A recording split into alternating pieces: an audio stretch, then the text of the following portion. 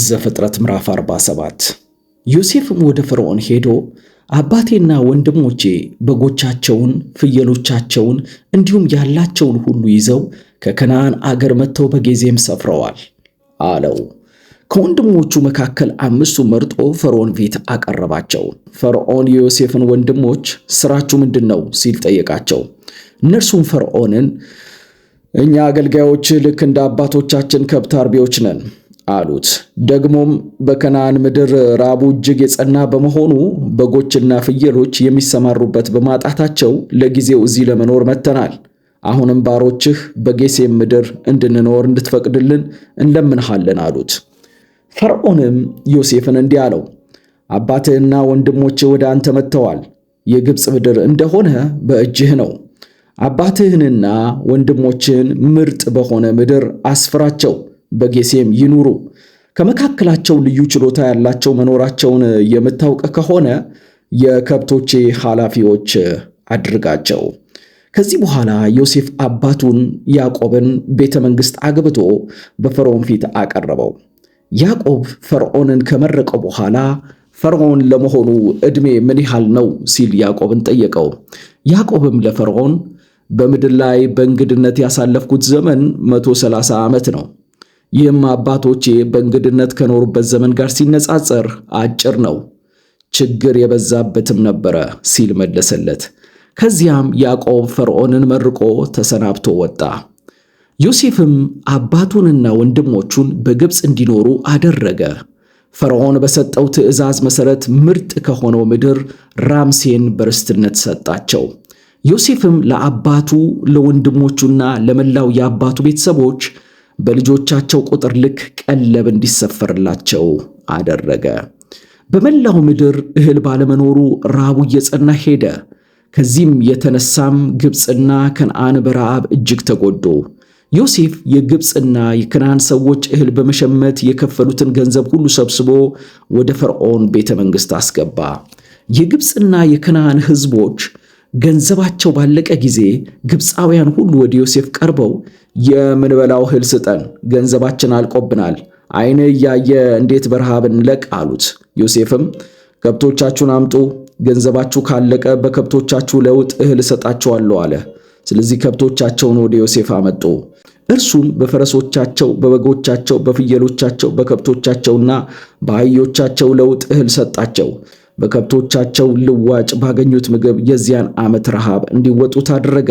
ያም ዓመት ካለፈ በኋላ ሕዝቡ በሚቀጥለው ዓመት ወደ ዮሴፍ መጥተው እንዲህ አሉት፣ እንግዲህ ከጌታችን የምንሰውረው ምንም ነገር የለም፣ ገንዘባችን አልቋል፣ ከብቶቻችንንም አስረክበናል። እንግዲህ ለጌታችን የምንሰጠው ከመሬታችንና ከእኛ ከራሳችን በስተቀር አንዳች ነገር የለም። ታዲያ እያየህን እንዴት እንለቅ? መሬታችንስ ለምን ጠፍ ሆኖ ይቅር? እኛንና መሬታችንን ውሰድና በለውጡ እህል ስጠን። እኛ የፈርዖን ገባሮች እንሁን፣ መሬታችንም የእርሱ ርስት ይሁን። እኛም እንዳንሞት መሬታችንም ጠፍ ሆኖ እንዳይቀር የምንዘራውን ዘር ስጠን። ስለዚህ ዮሴፍ የግብፅን ምድር ሁሉ ለፈርዖን ገዛለት። ረሃቡም እጅግ ስለጸናባቸው ግብፃውያን ሁሉ አንዳቸውም ሳይቀሩ መሬታቸውን ሸጡ። ምድሪቱም የፈርዖን ርስት ሆነች። ዮሴፍም የግብፅን ሕዝብ ከዳር እስከ ዳር የፈርዖን ገባር አደረገው። ሆኖም ዮሴፍ የካህናቱን መሬት አልገዛም። ምክንያቱም ካህናቱ ከፈርዖን ቋሚ ድርጎ ስለሚያገኙና ፈርዖን ከሚሰጣቸው ድርጎ በቂ ምግብ ስለነበራቸው ነው። ከዚህም የተነሳ መሬታቸውን አልሸጡም። ዮሴፍ ሕዝቡን እንዲህ አላቸው፣ እነሆ ዛሬ እናንተንም መሬታችሁንም ለፈርዖን ገዝቻችኋለሁና ይህን ዘር ወስዳችሁ በመሬት ላይ ዝሩ። መከሩ በሚሰበሰብበት ጊዜ ግን ከ5 እጅ አንዱን ለፈርዖን ታስገባላችሁ፣ ከ5 እጅ 4ቱን ደግሞ ለመሬታችሁ ዘር እንዲሁም ለራሳችሁ ለቤተሰቦቻችሁና ለልጆቻችሁ ምግብ ታደርጉታላችሁ። እነርሱም እንግዲህ ሕይወታችንን አትርፈህልናልና በጌታችን ፊት ሞገስ ካገኘን ለፈርዖን ገባሮች እንሆናለን አሉት። ስለዚህ ዮሴፍ የምርቱን 1/5 ለፈርዖን እንዲገባ የሚያዝ የመሬት ሕግ አወጣ። ይህም ሕግ እስከ ዛሬ ይሰራበታል። በዚያን ጊዜ በፈርዖን እጅ ያልገባው መሬት የካህናቱ ብቻ ነው። በዚህ ጊዜ እስራኤላውያን በግብፅ አገር በጌሴም ይኖሩ ነበረ። በዚያም ሀብት ንብረት አፈሩ። ቁጥራቸው እጅግ እየበዛ ይሄድ ጀመረ። ያዕቆብ በግብፅ 17 ዓመት ኖረ። ዕድሜውም 147 ዓመት ነበረ። እስራኤልም የሚሞትበት ጊዜ መቃረቡን እንደተረዳ ልጁን ዮሴፍን አስጠርቶ እንዲህ አለው፣ በአንተ ዘንድ ሞገስ ካገኘው እጅህን በጭኔ ላይ አኑረህ በጎነትንና ታማኝነትን ልታደርግልኝ ቃል ግባልኝ። በምሞትበት ጊዜ በግብፅ አትቅበረኝ። እኔም ከአባቶቼ ጋር ሳንቀላፋ ከግብፅ አውጥተህ እነርሱ በተቀበሩበት ቦታ ቅበረኝ። ዮሴፍም እሺ እንዳልከኝ አደርጋለሁ አለ። ያዕቆብም በል ማልልኝ አለው። ዮሴፍም ማለለት። እስራኤልም በአልጋው ራስጌ ላይ ሆኖ ጎንበስ አለ። ዘፍጥረት 48። ከጥቂት ጊዜ በኋላ አባትህ ታሟል ተብሎ ለዮሴፍ ስለተነገረው ሁለቱን ልጆቹን ምናሴንና ኤፍሬምን ይዞ ሄደ። ለያዕቆብ ልጅ ዮሴፍ ወደ አንተ መጥቷል ተብሎ በተነገረው ጊዜ እስራኤል ተበረታቶ አልጋው ላይ ተቀመጠ። ያዕቆብም ዮሴፍን እንዲህ አለው፣ ሁሉን የሚችል አምላክ በከነዓን ምድር ሎዛ በምትባል ቦታ ተገለጠልኝ፣ ባረከኝም፣ እንዲህም አለኝ፣ ፍሬያማ አደርግሃለሁ። ይችን ምድር ካንተ በኋላ ለሚነሱ ዘሮችህ የዘላለም ርስት አድርጌ እሰጣቸዋለሁ። ወደዚህ ከመምጣቴ በፊት በግብፅ የወለድካቸው ሁለቱ ልጆችህ ከእንግዲህ የኔ ልጆች ሆነው ይቆጠራሉ። ሮቤልና ስምዖን ልጆቼ እንደሆኑ ሁሉ ኤፍሬምና ምናሴም ልጆቼ ይሆናሉ። ከእነርሱ በኋላ የሚወለዱልህ ልጆች ግን ያንተ ይሁኑ። በርስት ድልድላቸው ግን በወንድሞቻቸው ስም ይቆጠራሉ።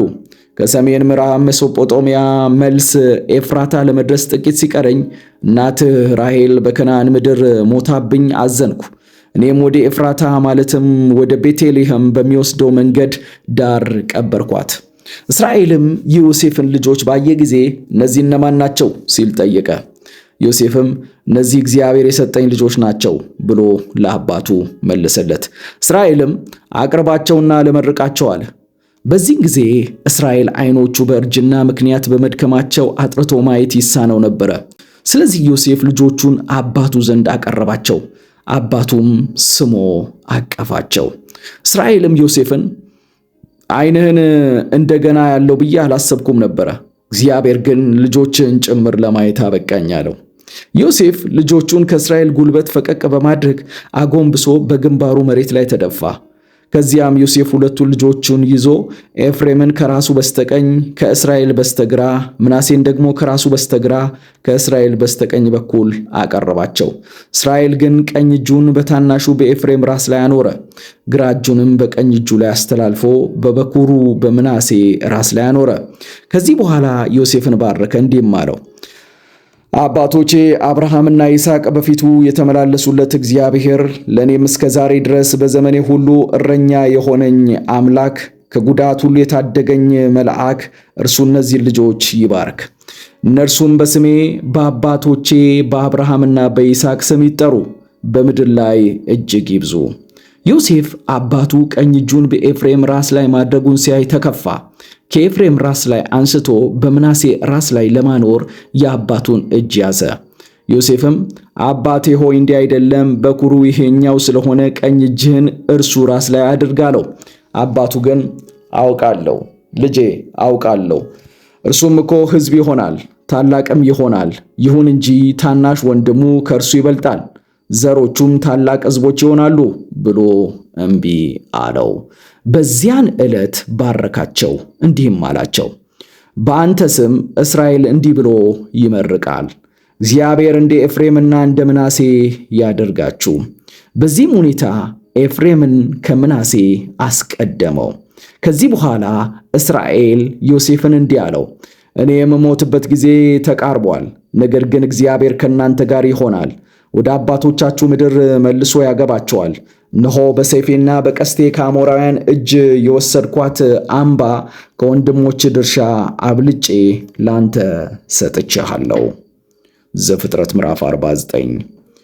ከዚህ በኋላ ያዕቆብ ልጆቹን ሁሉ አስጠርቶ እንዲህ አላቸው፣ በኋለኛው ዘመን ምን እንዲደርስባችሁ እነግራችሁ ዘንድ ተሰብሰቡ። እናንተ የያዕቆብ ልጆች ሆይ ተሰብሰቡና ስሙ፣ አባታችሁ እስራኤልንም አድምጡ። ሮቤል አንተ የበኩር ልጄ ነህ፣ ኃይሌና የጉብዝና የመጀመሪያ፣ በክብር ትልቃለህ፣ በኃይልም ትበልጣለህ። እንደ ውሃ የዋለልክ ነህና እልቅና አይኖርህም። የአባትህን መኝታ ደፍረሃል፣ ምንጣፌንም አርክሰሃል።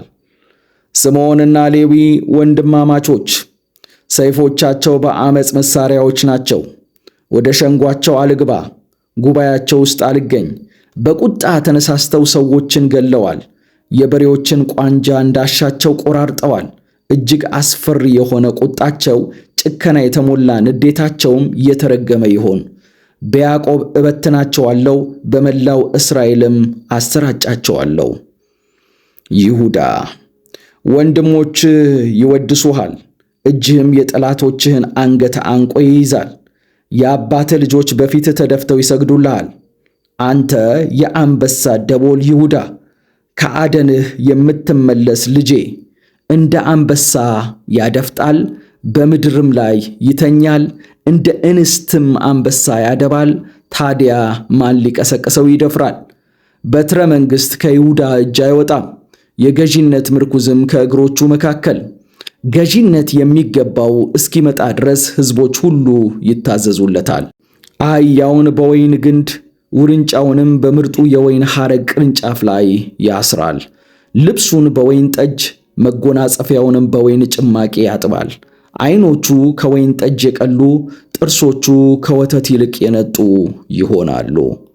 ዛብሎን በባህር ዳር ይኖራል፣ የመርከቦች መጠጊያም ይሆናል፣ ወሰኑም እስከ ሲዶና ይደርሳል። ይሳኮር አጥንተ ብርቱ አህያ በጭነት መካከል የሚተኛ ማረፊያ ቦታው መልካም ምድሪቱም አስደሳች መሆኗን ሲያይ ትከሻውን ለሸክም ያመቻቻል፣ ተገድዶም ያገለግላል። ዳን ከእስራኤል ነገዶች እንዳንዱ ሆኖ በራሱ ሕዝብ ላይ ይፈርዳል። ዳን የመንገድ ዳር እባብ፣ የመተላለፊያው መንገድ እፉኝት ነው። ጋላቢው የኋሊት እንዲወድቅ የፈረሱን ሰኮና ይነክሳል። እግዚአብሔር ሆይ ማዳንህን እጠብቃለሁ።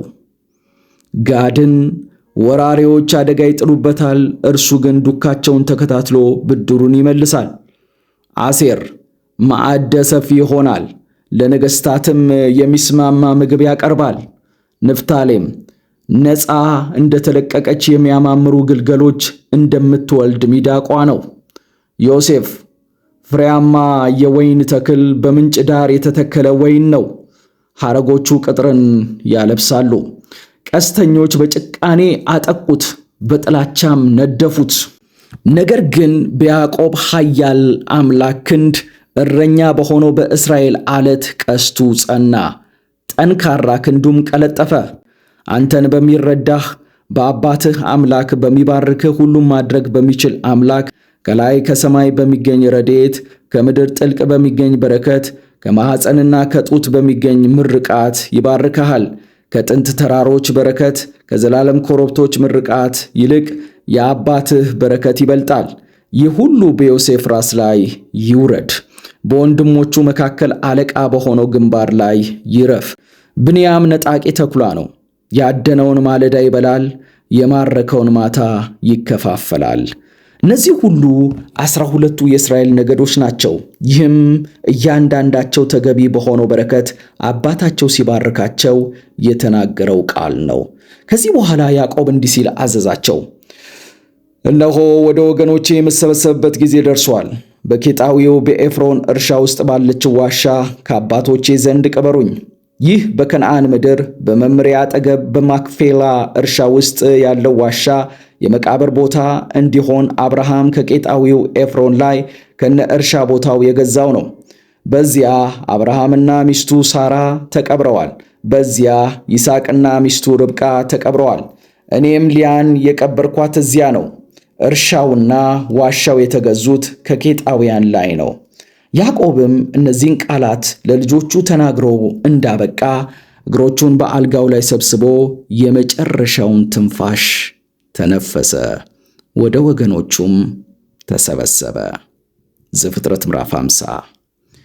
ዮሴፍ በአባቱ ፊት ተደፍቶ አለቀሰ፣ ሳመውም።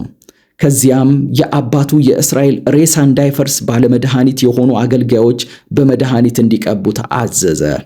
ባለመድኃኒቶቹም እንዳይፈርስ ሬሳውን በመድኃኒት ቀቡ። ሬሳው እንዳይፈርስ መድኃኒት መቀባቱ በአገሩ ልማድ መሠረት 40 ቀን ወሰደባቸው።